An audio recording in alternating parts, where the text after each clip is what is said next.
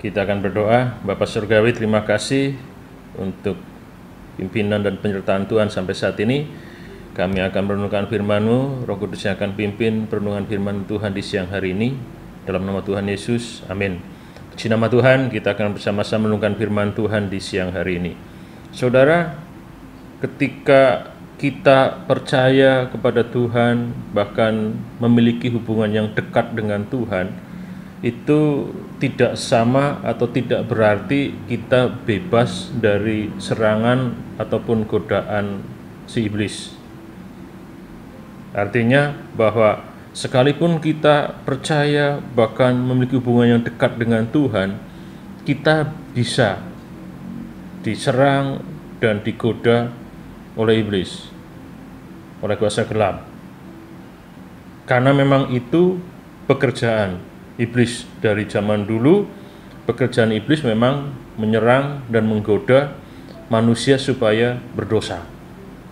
Jadi sekalipun kita punya hubungan dekat dengan Tuhan, tidak berarti kita bebas.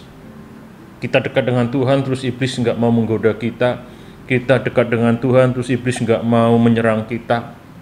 Justru iblis akan terus berusaha untuk menggoda dan menjatuhkan orang-orang yang dekat dengan Tuhan. Kalau ada orang yang merasa nggak pernah diserang, nggak pernah diganggu, nggak pernah digoda, justru jangan-jangan orang itu memang sekutu dekat bukan dengan Tuhan, tapi dengan iblis itu. Kan seperti itu. Ya, kalau teman kan nggak diganggu, teman kan nggak diserang. Siapa yang diserang, siapa yang diganggu? Yang bukan teman.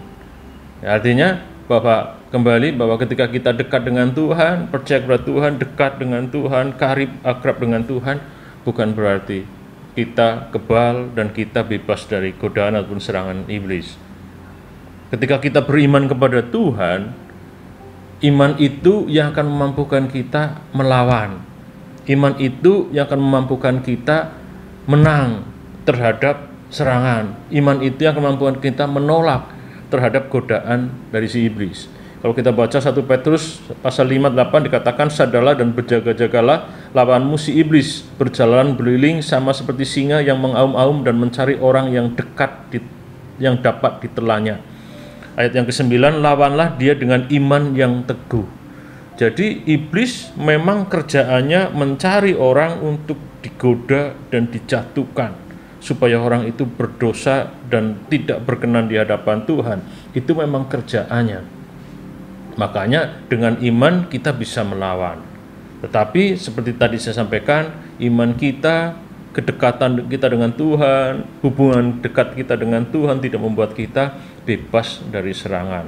Makanya Petrus mengatakan, sadar dan berjaga-jagalah.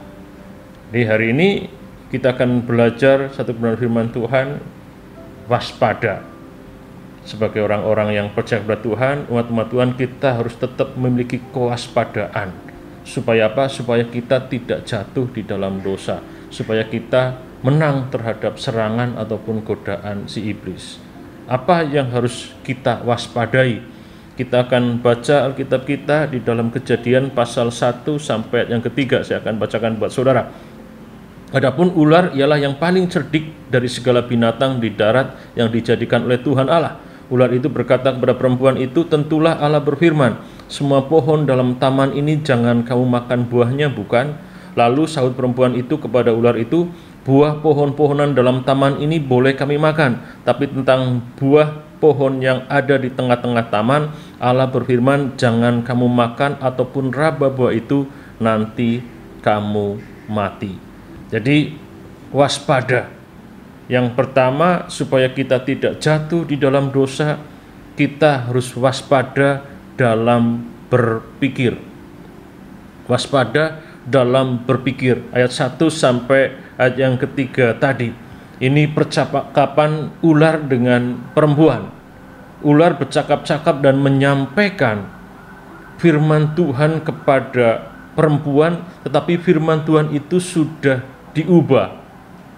Ya, tentulah Allah berfirman, semuanya pohon dalam taman ini jangan kamu makan buahnya, bukan? Padahal kalau kita bandingkan dalam Kejadian pasal 2, Tuhan tidak mengatakan jangan kamu makan buahnya, tapi semua pohon dalam taman boleh dimakan kecuali. Artinya iblis mulai mempengaruhi dan menyerang Hawa atau perempuan dimulai dari pikiran. Jadi iblis mau mempengaruhi pikiran Hawa seolah-olah bahwa Tuhan itu melarang semua pohon dalam taman itu dimakan. Padahal tidak seperti itu. Iblis mau mempengaruhi supaya perempuan berpikir seolah-olah Tuhan itu tidak mengasihi dan begitu kejam, semua pohon dalam taman begitu banyak tidak boleh dimakan. Akhirnya Hawa pun merespon. Ya, dan respon Hawa pun sudah menyimpang dari apa yang Tuhan sampaikan. Lalu sahut perempuan itu kepada ular itu, buah pohon-pohon dalam taman ini boleh kami makan, tapi tentang buah pohon yang di tengah-tengah taman Allah berfirman, jangan kau makan ataupun raba buah itu, nanti kamu mati. Pikiran Hawa sudah terpengaruh. Dikatakan pohon di tengah-tengah nggak boleh dimakan ataupun raba. Padahal Tuhan tidak pernah mengatakan itu. Tuhan mengatakan tidak boleh dimakan. Ya, tidak ada kata tidak boleh diraba. Akhirnya Hawa sudah terpengaruh di dalam pikiran. Pikiran Hawa sudah mulai mengatakan bahwa Tuhan itu tidak baik karena tidak mengizinkan pohon dalam taman dimakan. Pikiran Hawa pun sudah mengatakan bahwa Tuhan itu tidak baik karena tidak semuanya boleh dimakan, ada satu yang tidak boleh dimakan.